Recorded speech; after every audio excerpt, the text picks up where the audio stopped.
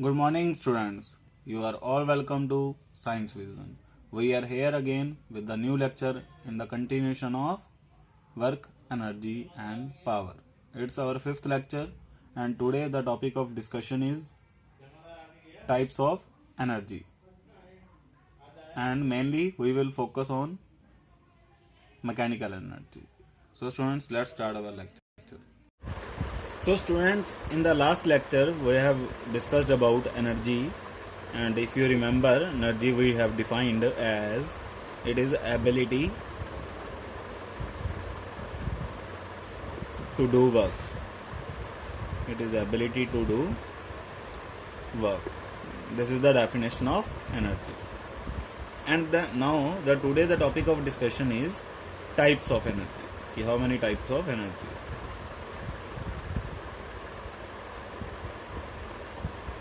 So students, let us suppose कि we have object. So there are two possibilities for an object कि this object may be at rest or may be in a motion. Either object may be in a state of rest or in a state of motion. So in both cases, in this case, the object may have some amount of energy, and in this case they have some amount of energy. So the type of energy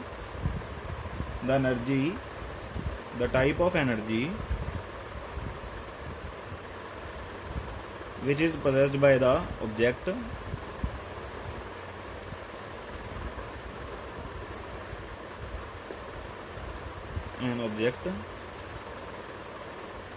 due to its state of motion or rest is known as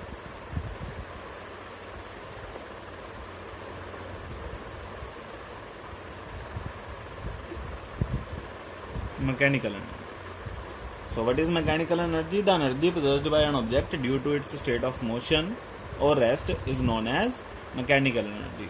So the energy which is now this object may be in rest, the energy they have, and in motion the energy they have, that energy is known as mechanical energy. Clear, students? So this is the definition of mechanical energy. So let us suppose कि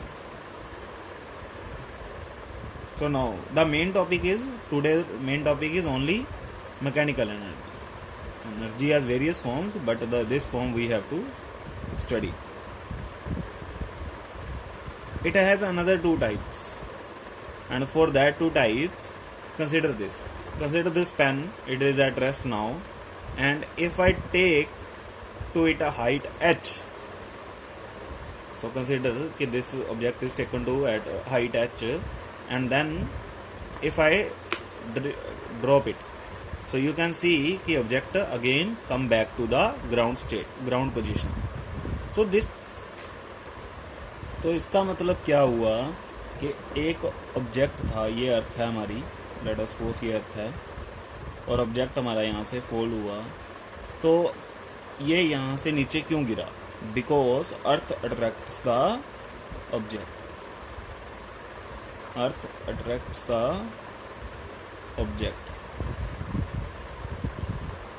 so what that mean कि जब हमने उस object को उठाया था तो हमने अर्थ की फोर्स के अगेंस्ट उसे उठाया था, तो जब हमने छोड़ा तो अर्थ ने उसे वापस दोबारा अपनी तरफ खींच लिया. तो ऐसा ही हुआ. तो इसका मतलब जब हमने उसको उठाया तो उसमें कुछ ना कुछ एनर्जी आई होगी जिसके कारण वो वापस आ पाया, नहीं तो वो क्यों आ पाता बिना. देखो इसका मतलब ये नीचे आया तो मोशन किया है तो कुछ ना कुछ काम हुआ है, तो बिना एनर्जी के तो काम हो नहीं सकता. तो इसका मतलब no work is possible without the energy. So there must this object must possess energy at this position.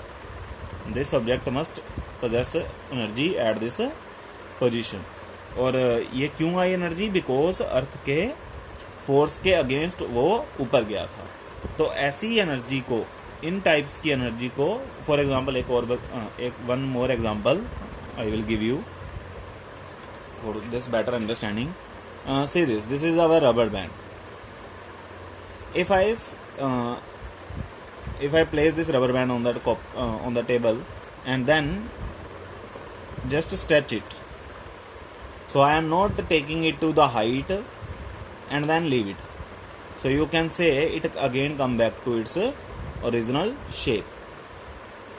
So when I stretch it and then release it, so it again comes out to its original shape. तो this mean why it came back, ये वापस क्यों आया? क्योंकि वापस आने का मतलब इसने मोशन किया, और मोशन करने के लिए एनर्जी चाहिए, तो एनर्जी चाहिए तो इसके पास एनर्जी कहाँ से आई? क्योंकि मैंने इसे ऐसे स्ट्रेच किया था, तो मेरे स्ट्रेच करने से इसमें कोई एनर्जी आई होगी, मैंने इसकी शेप चेंज की तो उसके कारण इसमें कोई एनर्जी आई होगी। तो ऐसी कंडीशंस जब हम किसी चीज़ के अगेंस्ट काम करते हैं तो उसमें कोई एनर्जी आती है, और उस एनर्जी को हम क्या नाम देते हैं स्टूडेंट्स? उस एनर्जी को हम नाम देते हैं पोटेंशियल एनर्जी। क्या नाम देते हैं? Potential energy. जब हम किसी चीज़ के अगेंस्ट काम करते हैं तो ये कौन सी एनर्जी आती है उसमें? Potential energy. तो वो कौन सी जब हम किसी चीज़ को हाइट पे लेके जाते हैं तो वो हम अर्थ के अगेंस्ट कर रहे होते हैं, तो इसका मतलब उसमें एक पोटेंशियल एनर्जी आ जाएगी हाइट चेंज करने से। और अगर हम क्या कर रहे हैं? उसकी शेप चेंज कर रहे हैं, अगर हम उसकी शेप चेंज कर रहे हैं, या शेप की बजाय कन्फिग्रेशन वर्ड यूज़ कर लेते हैं, पर उसका मीनिंग शेप ही है, शेप और साइज़, तब भी उसमें एक एनर्जी आ जाती है, क्योंकि वो उसकी शेप के अगेंस्ट किया गया होता काम है। तो इसका मतलब उसमें एक एनर्जी आई, और उस एनर्जी को हम क्या कहते हैं? Potential energy. तो इसमें इस केस में ऑब्जेक्ट है तो रेस्ट पे ना, देखो मैंने इसे ऐसे रेस्ट पे रखा हुआ है, तो इसमें कौन सी एनर्जी है? अब पोटेंशियल एनर्जी। क्योंकि इस पेन को मैंने एक हाइट पे रखा हुआ है, तो वो h हाइट पे है, तो इसमें कौन सी एनर्जी है? Potential energy. बिकॉज क्योंकि वो फोर्स के, ग्रेविटी की फोर्स के अगेंस्ट है। और ऐसे ही अगर मैं इसको स्ट्रेच कर रहा हूँ तो इसमें कौन सी एनर्जी है? अभी पोटेंशियल एनर्जी। पर ये है तो रेस्ट पे ना, तो जब कोई चीज़ रेस्ट पे होती है तो उस पर कौन सी एनर्जी होती है? Potential energy. तो अब हमें इस वाली एनर्जी का नाम पता लग गया, that is potential energy.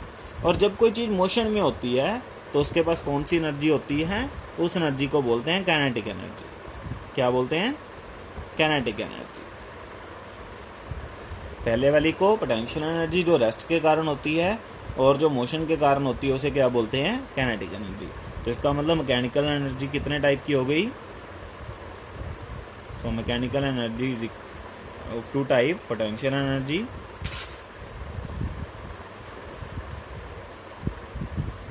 And kinetic energy. जब कोई चीज़ मोशन में होती है तो kinetic energy. Clear students? Potential energy, kinetic energy. अब जैसे मैंने अभी आपको बताया कि एक तो जब हम हाइट पे लेके जाते हैं और अर्थ की फोर्स के अगेंस्ट काम करते हैं, तो एक तो वो पोटेंशियल एनर्जी हुई, और एक शेप चेंज करने के कारण आई। तो इसका मतलब पोटेंशियल एनर्जी को भी हम दो पार्ट्स में डिवाइड कर सकते हैं। एक तो वो जो अर्थ की फोर्स के अगेंस्ट हो रहा है, तो उसको क्या बोलते हैं हम? Gravity force. कौन सी फोर्स का नाम क्या होता है? Gravitational force. ये आपने 9th क्लास में पढ़ा होगा। जिस फोर्स से अर्थ नीचे खींचते चीज़ों को, उसको कौन सी फोर्स कहते हैं? Gravitational force. तो इसलिए हम उस एनर्जी को क्या बोलते हैं? Gravitational potential energy. कौन सी एनर्जी बोलते हैं? Gravitational potential energy. ये पॉइंट समझ लगा स्टूडेंट्स आपको? उस पोटेंशियल एनर्जी का नाम क्या है? Gravitational potential energy. तो मान लो आपके पास ये अर्थ है और आपने एक हाइट पे रखा हुआ है ऑब्जेक्ट, तो जब आप उसे छोड़ोगे और जब आपने पकड़ा हुआ है तो उसके पास कौन सी एनर्जी है? Gravitational potential energy. और जब आप उसे ड्रॉप करोगे तो वो नीचे आके गिर जाएगा। ठीक है? तो वो क्यों आएगा? क्योंकि अर्थ उसे दोबारा अपनी तरफ खींच लेगी। तो यहाँ पे उसके पास कौन सी एनर्जी है? Gravitational potential energy. Clear students? और मान लो कि मैं इसको अगर यहाँ पे रखता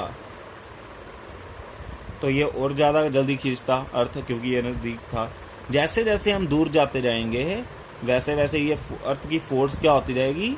कम होती जाएगी। जैसे जब हम आपने फॉर्मूला पढ़ा होगा फोर्स का, G(m1m2/r²), ये फॉर्मूला पढ़ा होगा आपने आई थिंक। तो अगर आप देखो कि डिस्टेंस के बढ़ने से फोर्स कम हो रही है, तो इसका मतलब जैसे जैसे ये डिस्टेंस बढ़ता जाएगा वैसे वैसे ग्रेविटेशनल फोर्स ज़ीरो होती जाएगी। तो इसका मतलब क्या हुआ कि जो आपकी अर्थ के खींचने की ताकत है वो कम होती जाएगी। तो इसका मतलब उसमें अगर वो इन्फिनिटी पे मान लो बहुत लार्ज डिस्टेंस पे चला गया, उसको हम क्या बोलते हैं? इन्फिनिटी। लार्ज डिस्टेंस को क्या बोलते हैं हम? Infinity.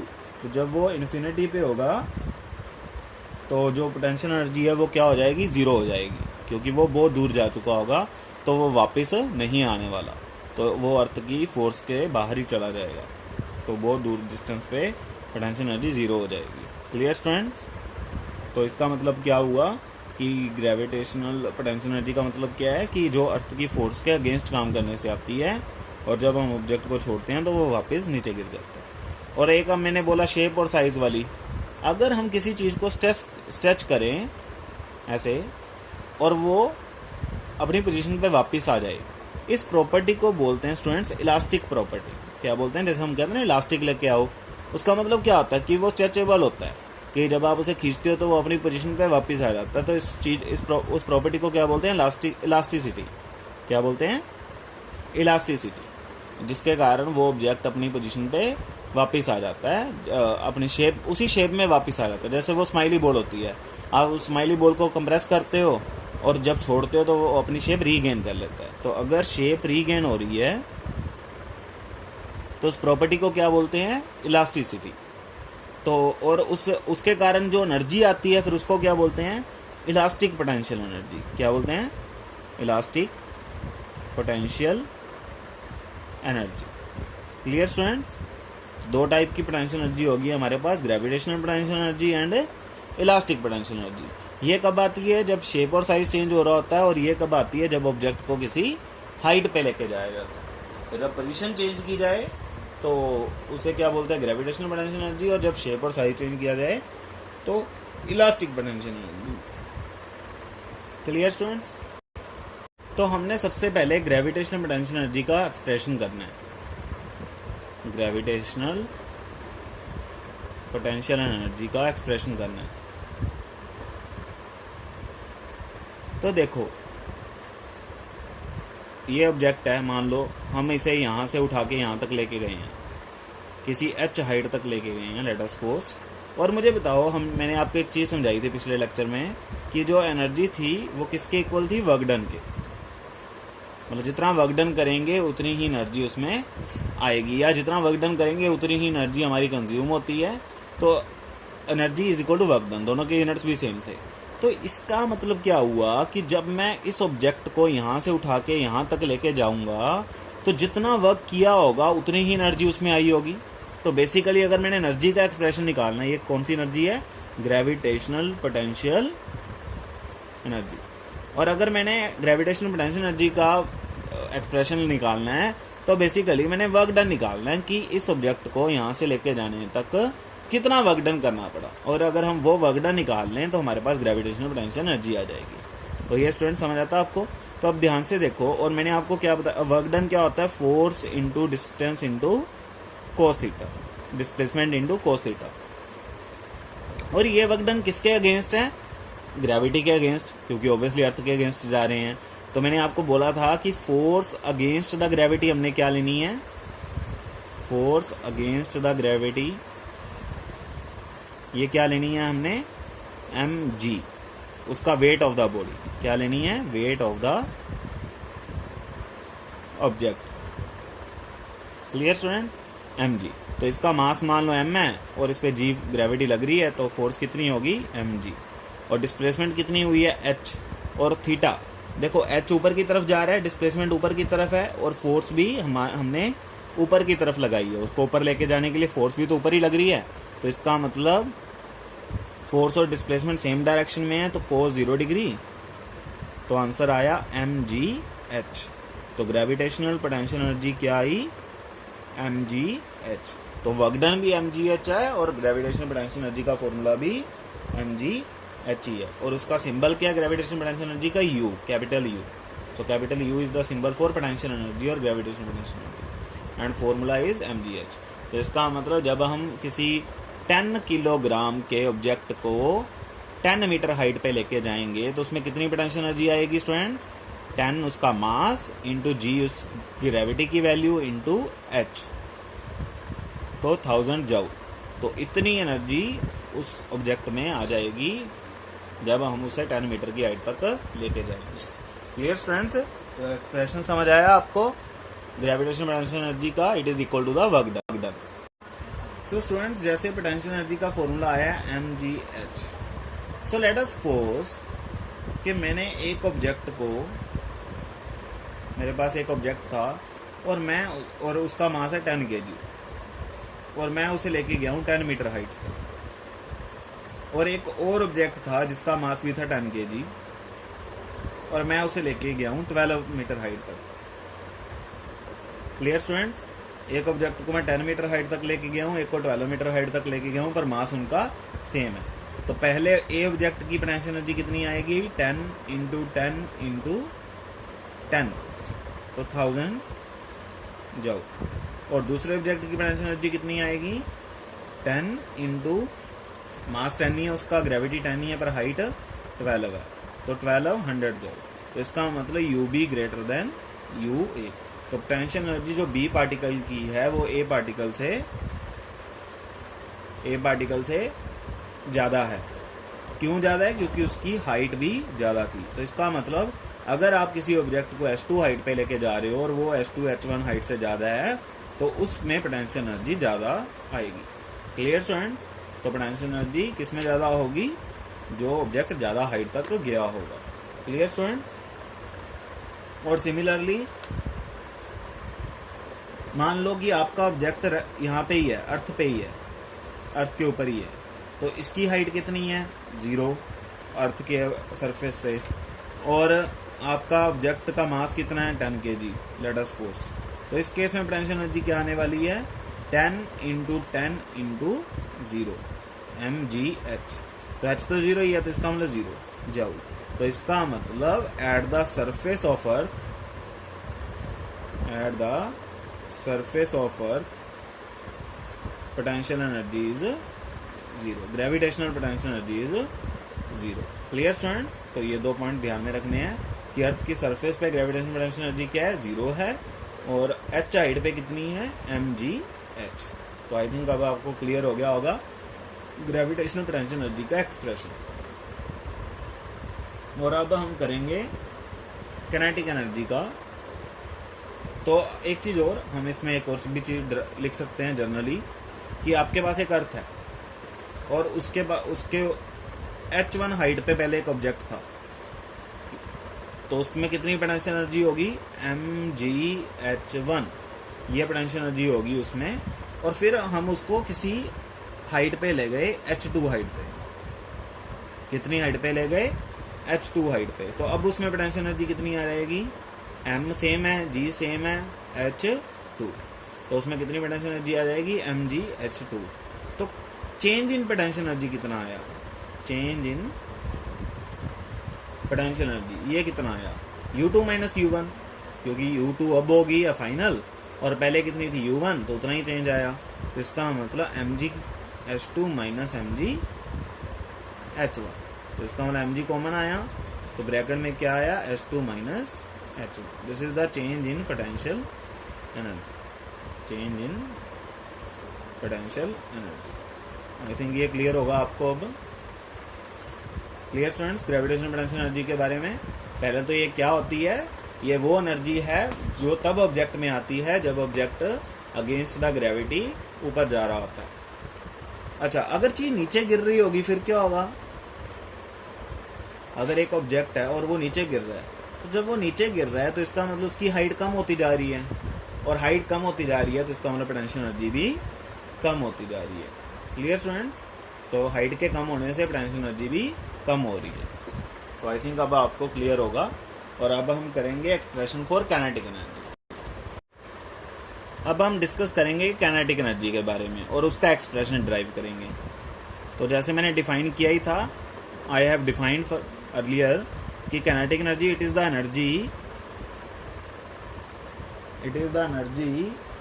possessed by a body due to its state of motion, due to its state of motion. तो मान लो कि एक बस है और वो चल रही है, एक बस है और वो चल रही है, तो उसमें कौन सी एनर्जी होगी? Kinetic energy. उसमें कौन सी एनर्जी होगी? Kinetic energy. क्योंकि देखो वो तो अर्थ पे ही चल रही है, तो अर्थ से उसकी हाइट तो 0 हो गई, तो उसमें पोटेंशियल एनर्जी तो नहीं है, पर वो मोशन में है, तो उसके पास कौन सी एनर्जी होगी? Kinetic energy. Clear student? और अगर मान लो मैं एक स्टोन है, अब जैसे एक स्टोन है वो नीचे गिर रहा है अर्थ के ऊपर, तो वो गिर रहा है तो वो मोशन में है, तो उसके पास कौन सी एनर्जी होगी? Kinetic energy. तो दुनिया में जो भी चीज मोशन में है उसके पास कौन सी एनर्जी होगी? Kinetic energy. The energy possessed by a body due to its motion is known as kinetic energy, is known as kinetic energy. तो ये मोशन के कारण आती है, तो हम इसका भी एक्सप्रेशन ड्राइव करेंगे। तो आप देखो, मैंने बोला कि अगर कोई ऑब्जेक्ट मोशन में है, तो मोशन में होने का मतलब क्या है? कि वो अपनी पोजीशन चेंज कर रहा है। अब पोजीशन चेंज कर रहा है तो उसके पास कौन सी चीज होगी? वेलोसिटी। ये पॉइंट समझ आता है आपको? तो उसके पास क्या होगी?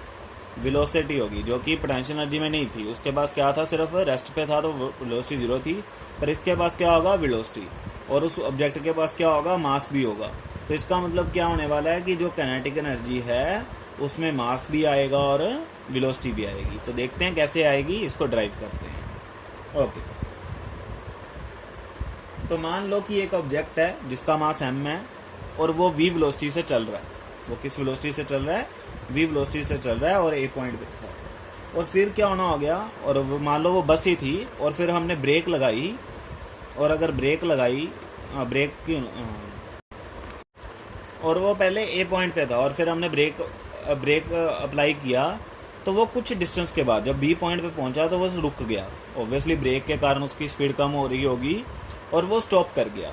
तो बाद में वेलोसिटी कितनी होगी उसकी? 0। तो वेलोसिटी क्या होगी? 0। और इनिशियल वेलोसिटी कितनी है उसकी? v। जो स्टार्टिंग पे चल रहा था वो v है और जो फाइनल वेलोसिटी है वो 0 है। और उसने मान लो s डिस्टेंस ट्रेवल किया था। तब कितना डिस्टेंस ट्रेवल किया था? s distance. और s डिस्टेंस ट्रेवल करने के बाद उसकी वेलोसिटी 0 होगी जब हमने ब्रेक्स अप्लाई किए। अब वेलोसिटी चेंज हो रही है तो उसमें एक्सेलरेशन भी होगी, क्योंकि एक्सेलरेशन क्या होता है? Change in velocity upon time.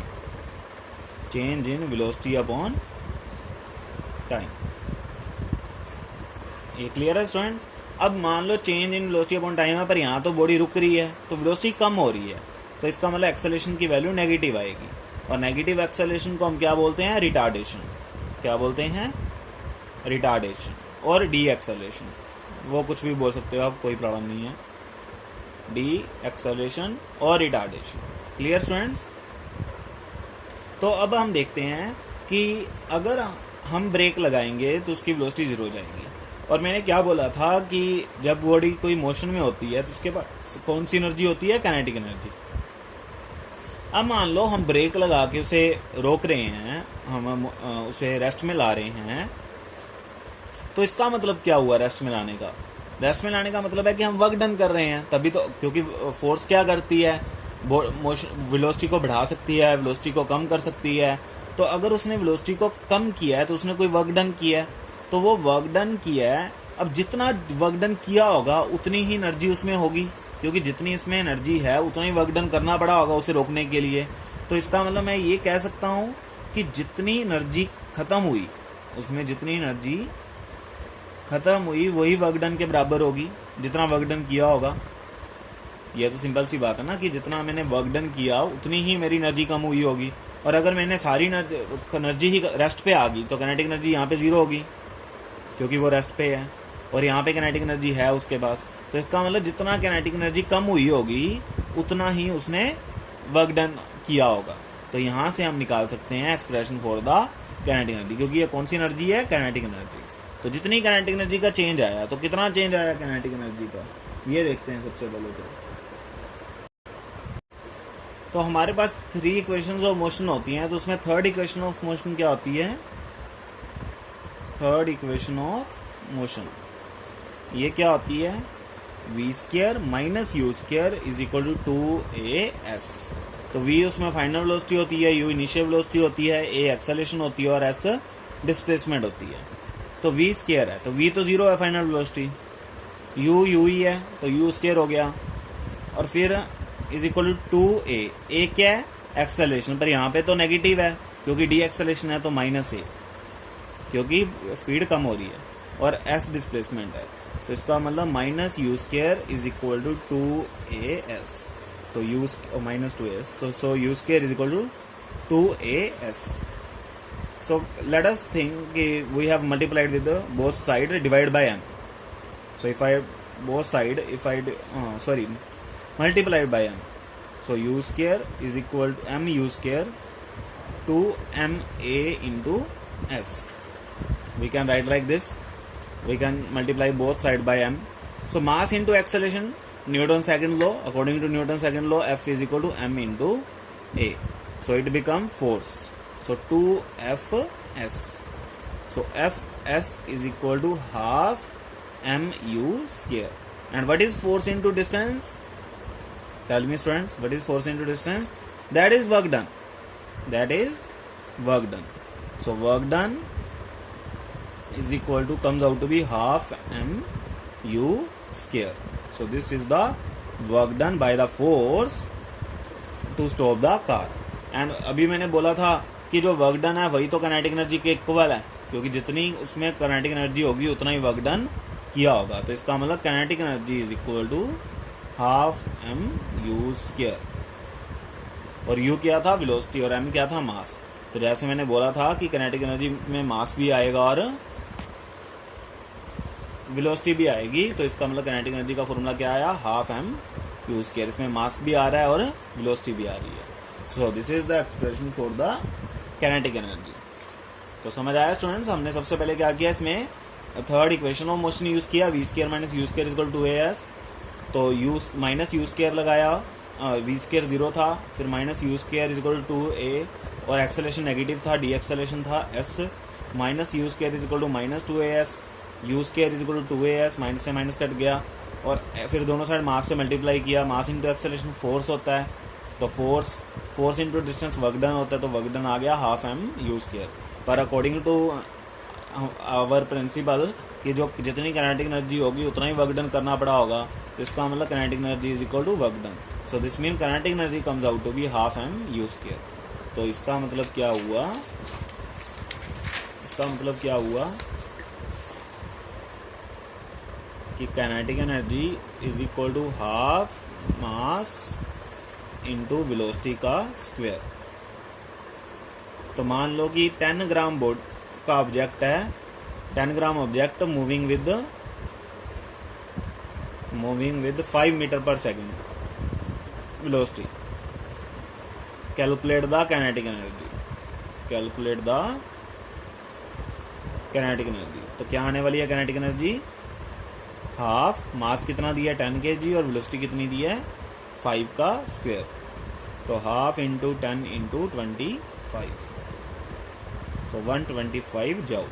So this is the kinetic energy, that is 125 joule. Clear students? So I think it is easy to remember कि kinetic energy is half mv square. And there is one important thing, relation between kinetic energy and momentum.